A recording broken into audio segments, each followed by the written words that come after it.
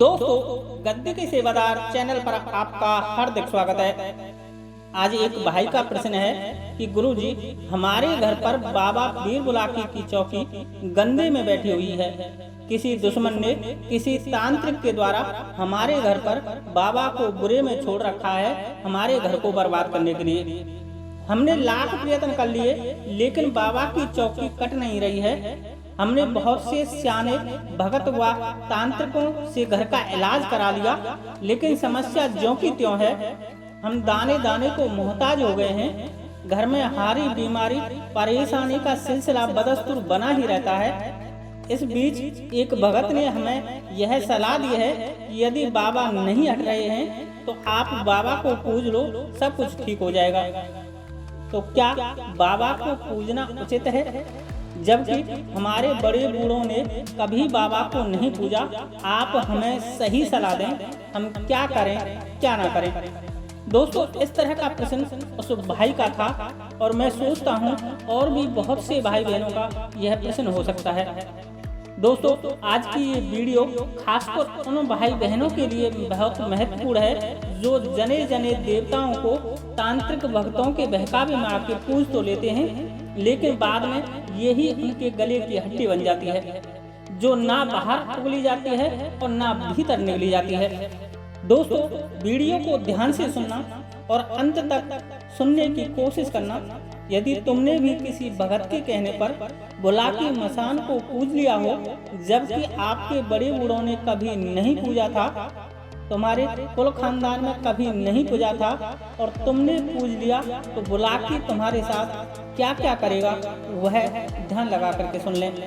दोस्तों, बुलाकी मसान उस ऊर्जा का नाम है जो कि शमशान से ताल्लुकात रखती है और कभी भी अकेली नहीं चलती। अब मान लो किसी भगत तांत्रिक के कहने पर इसको पूजा तुमने दे दी, तो यह पूरे मरघट को लेकर तुम्हारे घर पर विराजमान हो जाएगा। दूसरा, उग्र स्वभाव अर्थात तामसिक शक्ति जब आपके घर पर रहेगी तो स्वाभाविक है कि वातावरण में अपने तमस गुण को प्रकट करेगी। इसलिए उस घर में बाबा पल भर में लोगों के शरीर पर क्रोध रूप में आवेश पैदा करेंगे और गृहस्थ लोगों के लिए क्रोध पतन का कारण बन जाता है। तीसरा, तंत्र के जानकार बाबा हैं तो स्वाभाविक है अपने गुण को जरूर प्रकट करेंगे। अब बाबा का जो तंत्र है वह अघोर पद्धति का है, इसलिए उस घर के सदस्यों की भक्ति उन देवताओं की तरफ बढ़ने लगेगी जो तंत्र से संबंध रखते हैं, जैसे माता काली, भगवान भैरव, माता शीतला, गुरु गोरखनाथ, भगवान भोलेनाथ आदि। और जब तुम इन देवताओं से संबंध बनाओगे तो स्वाभाविक है कि तुम्हारे घर का प्रेत जागृत होगा, और जब प्रेत जागृत होगा तो वह कुछ बातों को तुम्हारे लिए बताएगा और उन बातों को तुम दूसरों के लिए बताओगे, जिसके कारण लोग तुम्हें तांत्रिक भगत व स्याना मानेंगे, तुमसे दूरियां बनाएंगे। और यदि आपसे कोई कहा सुनी हो गई, आपसे उन लोगों के बीच कोई विवाद बन गया, तो तुम पर शक वहम करेंगे कि तुमने उनके घर में कुछ करवा दिया है, जबकि आपका कोई हाथ नहीं है, बल्कि आपके घर के प्रेत पर बाबा ये सब नाटक करवा रहे हैं। चौथा, आपके घर के देवी देवताओं का मुखिया बाबा बन जाएगा। अब यदि आपके घर के देवी देवता स्वास्थ्य हैं और इधर बाबा तामसिक हैं, तो उनमें टकराव पैदा होगा, जिसके कारण आपके ही घर के देवी देवता कुपित होकर तुम्हें दंड देंगे और दंड भी मृत्यु दंड तक दे सकते हैं, अर्थात घर में मौत भी हो सकती है।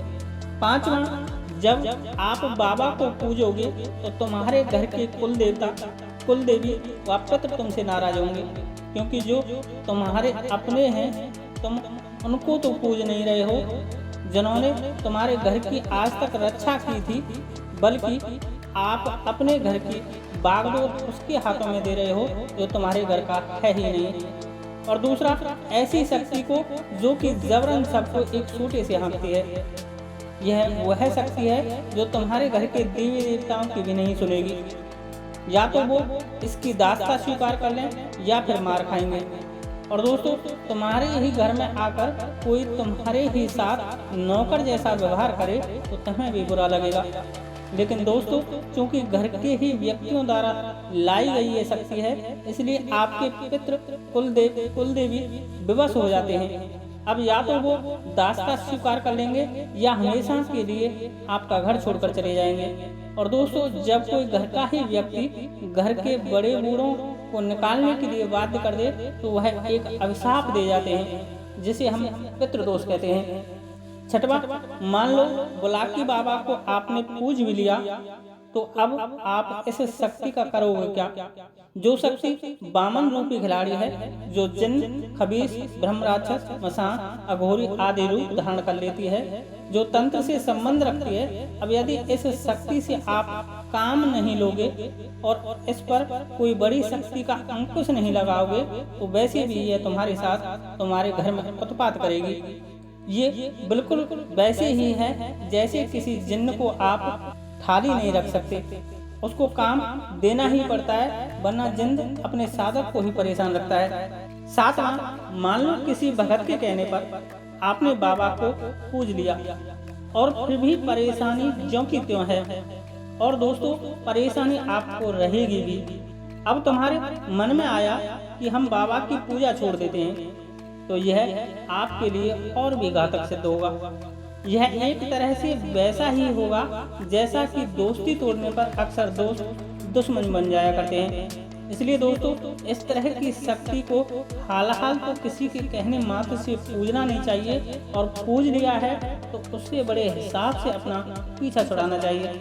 पीछा छुड़ाने के लिए कुछ देवताओं को मध्यस्थ जरूर कर लेना चाहिए, लेकिन कौन से वो देवता हैं जो तुम्हारे और बाबा बुलाकी के बीच में एक समझौते के तहत बातचीत कर बाबा को समझाकर उनके स्थान पर बैठाएंगे। यदि यह सब आप जानना चाहते हैं तो चैनल जरूर सब्सक्राइब कर लें। मैं आने वाले वीडियो में इसके बारे में बात जरूर करूंगा।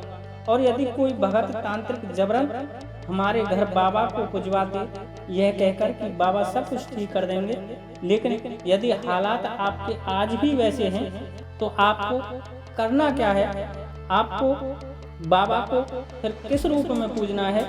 बाबा किस रूप में पूजने पर आपको मार्गदर्शन के तौर पर काम करेंगे? यदि यह सब आप जानना चाहते हैं तो आने वाली वीडियो देखना कतई नहीं भूलें। आज के लिए इतना ही। वीडियो अच्छी लगी हो तो लाइक करें, शेयर करें, कमेंट्स करें। जय श्री राधे, जय श्री कृष्ण, जय माता की, जय गद्दी के सेवादार की।